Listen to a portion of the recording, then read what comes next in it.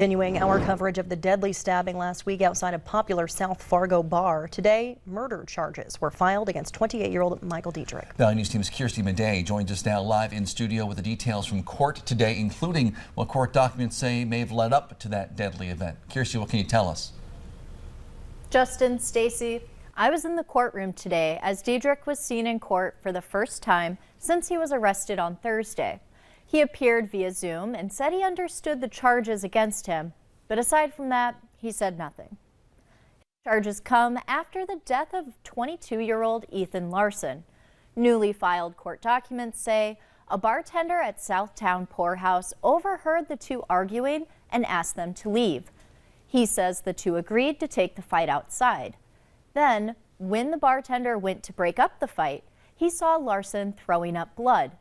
He ran to Larson to apply pressure to the stab wound on his chest. Larson later died in the hospital. The bartender says he saw Diedrich drive away in a white truck. 12 hours later, he was found and arrested in Minnesota.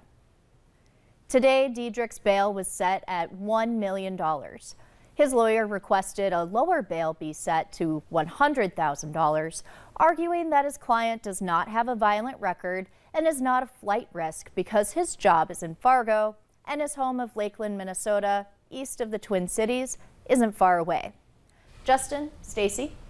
All right, thanks, Kirsty. Diedrich is due back in court May 15th. We'll continue to update you as you get more information as it becomes available.